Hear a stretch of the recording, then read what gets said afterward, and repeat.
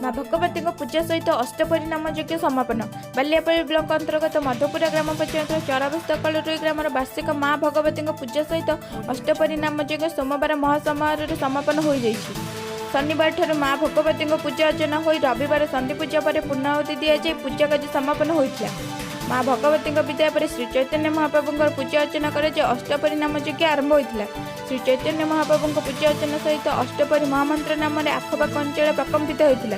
एक भव्य परिवेश मध्य 1000 अधिक भक्त प्रसाद सेवन करते पूजा कमिटर मुख्य निमाई चरण साहू प्रकाश करते।